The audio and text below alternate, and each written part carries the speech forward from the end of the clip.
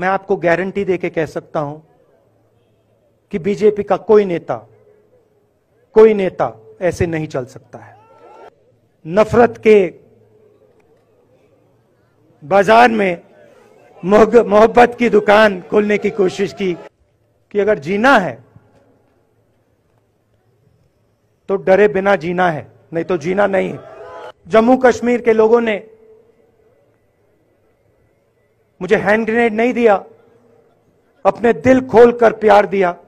आप आज यहां बर्फ में खड़े हैं, मगर आप में से किसी को सर्दी नहीं लग रही है। आप बारिश में खड़े हुए, कोई भीगा नहीं। गर्मी में आपको गर्मी नहीं लगी, सर्दी में आपको सर्दी नहीं लग रही है, क्योंकि देश की शक्ति आपके साथ है। 3-4 दिन पहले एडमिनिस्ट्रेशन ने कहा कि देखिए, शायद डराने के लिए, कि देखिए अगर आप पैदल चलेंगे तो आपके ऊपर ग्रेनेड फेंका जाएगा। मैंने सोचा कि ऐसे करते हैं, मैं अपने घर वापस जा रहा हूं, 4 दिन पैदल चलूंगा, अपने घर के जो लोग हैं उनके बीच में चलूंगा। और मैंने सोचा कि जो मुझसे नफरत करते हैं उनको क्यों ना मैं एक मौका दूं कि मेरी सफेद शर्ट का रंग बदल दें, लाल कर दें। गांधी जी ने मुझे सिखाया है कि अगर जीना है तो डरे बिना जीना है, नहीं तो जीना नहीं है। तो मैंने मौका दिया, मैंने कहा मैं 4 दिन चलूंगा, बदल दो टी शर्ट का रंग, लाल कर दो, देखी जाएगी। मगर जो मैंने सोचा था वही हुआ। जम्मू कश्मीर के लोगों ने मुझे हैंड ग्रेनेड नहीं दिया, अपने दिल खोलकर प्यार दिया, गले लगे।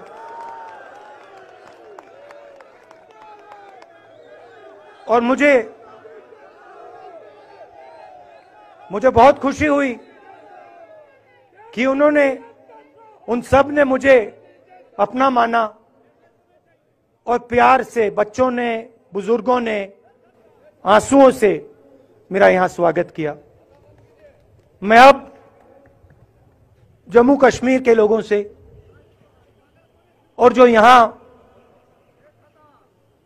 हमारे सेना के लोग काम करते हैं, सीआरपीएफ के लोग काम करते हैं, उनको मैं कुछ कहना चाहता हूं। सबको, जम्मू कश्मीर के युवाओं को, बच्चों को, माताओं को,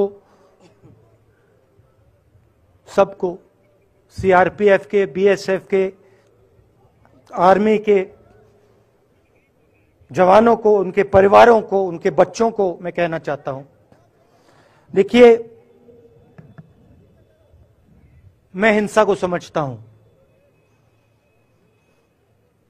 मैंने हिंसा सही है, देखी है। जो हिंसा नहीं सहता है, जिसने हिंसा नहीं देखी है, उसे यह बात समझ नहीं आएगी। जैसे मोदी जी हैं, अमित शाह जी हैं, आरएसएस के लोग हैं, उन्होंने हिंसा नहीं देखी है।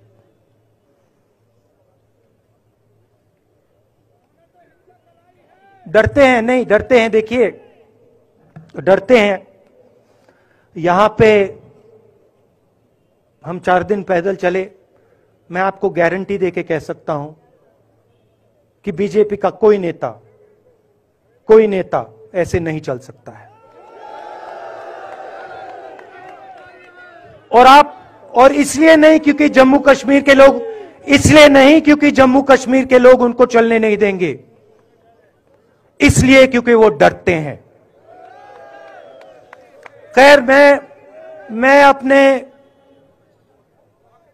जम्मू कश्मीर के लोगों को, युवाओं को, बुजुर्गों को और आर्मी के लोगों को, सीआरपीएफ, बीएसएफ लोगों को थोड़ा सा बताना चाहता हूं। देखिए, मैं जब 14 साल का था, स्कूल में था, सुबह ज्योग्राफी की क्लास में था, मैं पढ़ रहा था, सामने बैठा था और मेरी एक टीचर आई, अंदर आई और उसने कहा, राहुल तुम्हें प्रिंसिपल बुला रहा है। मैं बदमाश था, बहुत बदमाश था जब छोटा था। बहन से पूछ सकते हो क्या क्या करता था मैं, अभी भी करता हूं।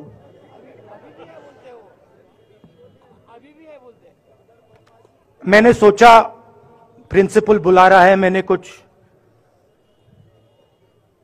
गलती की होगी, अब मार पिटेगी। वहां पे केनिंग होती थी, मैंने सोचा था अब केनिंग होगी मेरी। मगर जब मैं चल रहा था, जिस टीचर ने मुझे बुलाया, उसको देखकर मुझे कुछ अजीब सा लगा। और जब मैं प्रिंसिपल के ऑफिस पहुंचा तो प्रिंसिपल ने कहा, राहुल तुम्हारे घर से फोन कॉल है।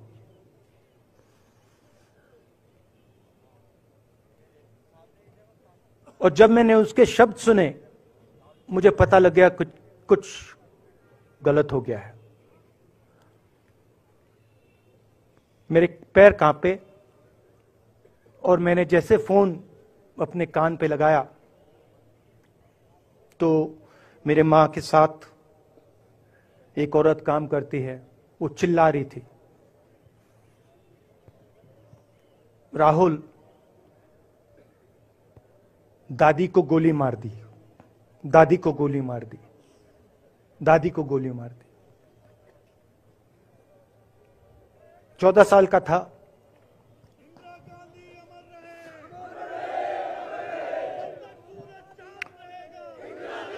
देखिए, ये जो मैं कह रहा हूं, ये जो मैं अभी कह रहा हूं, ये बात प्रधानमंत्री को नहीं समझ आएगी, ये बात अमित शाह जी को नहीं समझ आएगी, ये बात डोवल जी को भी नहीं समझ आएगी, मगर ये बात कश्मीर के लोगों को समझ आएगी, ये बात सीआरपीएफ के लोगों को समझ आएगी, ये बात आर्मी के लोगों को समझ आएगी, उनके परिवारों को समझ आएगी।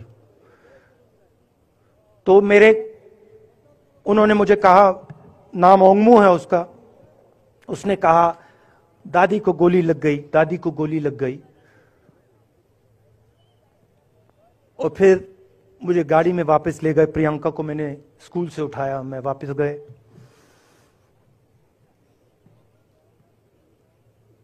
और फिर मैंने वो जगह देखी जहां मेरी दादी का खून था।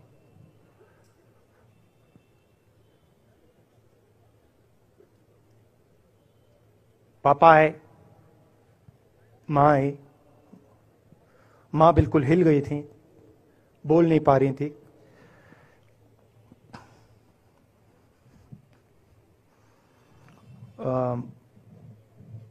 हाँ,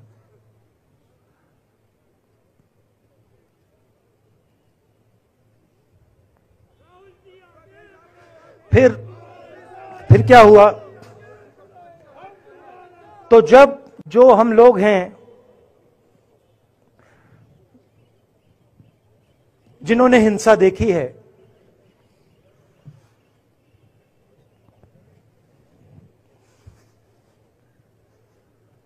ये जो है ना,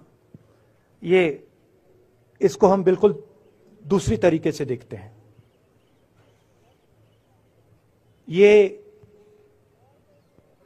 आप सबके लिए टेलीफोन है, ये हमारे लिए सिर्फ टेलीफोन नहीं है।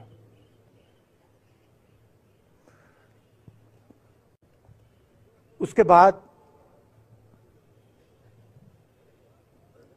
6-7 साल बाद मैं अमेरिका में था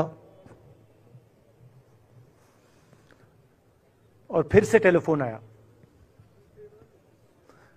21 मई टेलीफोन आया। जैसे बहुत सारे, जैसे जो पुलवामा में हमारे सैनिक मरे थे, उनके घर टेलीफोन आया होगा।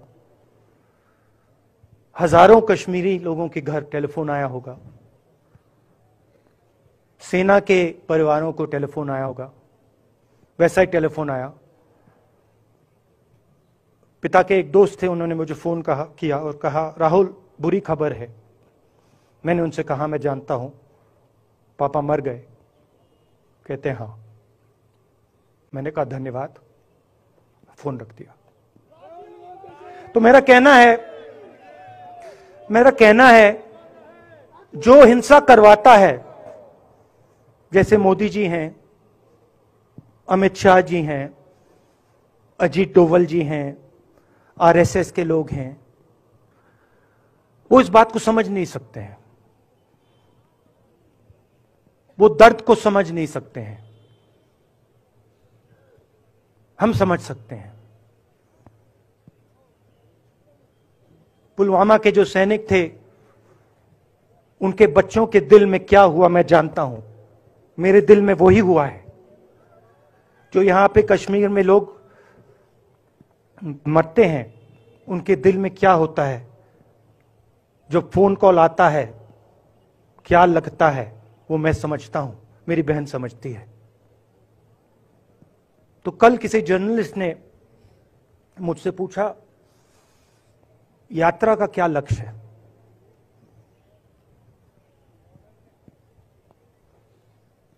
कहा कि यात्रा क्या अचीव करना चाहती है, जम्मू कश्मीर में क्या अचीव करना चाहती है। मेरे उस समय दिमाग में आया, मगर मैंने कहा नहीं बोलता हूं, कल भाषण में बोलूंगा। यात्रा का लक्ष्य है कि ये जो फोन कॉल हैं, चाहे ये आर्मी के हों, चाहे सीआरपीएफ के हों, चाहे ये कश्मीर के लोगों के हो, ये फोन कॉल बंद हो जाए।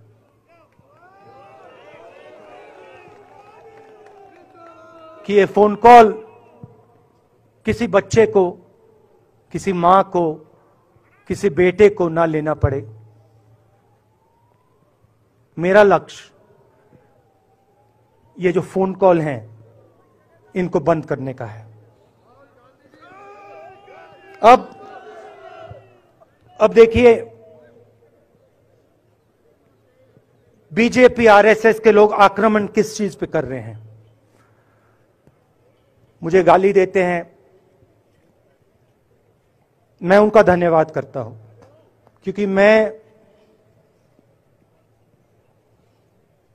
मैंने आपको शून्यता की बात की, शिव की बात की, उसको मैं समझता हूं और मैं दिल से उनका धन्यवाद करता हूं कि जितना भी वो मेरे ऊपर प्रेशर डालें, जितनी भी गाली लगाएं, जो भी वो करें, उससे मैं सिर्फ सीखता हूं। तो मैं एक प्रकार से उनका धन्यवाद करता हूं। मगर जो मैंने आपको बात बोली पहले, चाहे वो कश्मीरियत है, चाहे वो वैष्णव जनतो है, चाहे वो शंकर देव जी हैं, बसवा हैं, नारायण गुरु हैं, तिरुवल्लुवर हैं, जो तमिलनाडु के बड़े पोएट हैं, फूले जी हैं, और जो कश्मीरियत हैं, ये इस विचारधारा पे आक्रमण कर रहे हैं। और ये जो विचारधाराएं हैं, ये इस देश की नींव है, इस देश की फाउंडेशन है।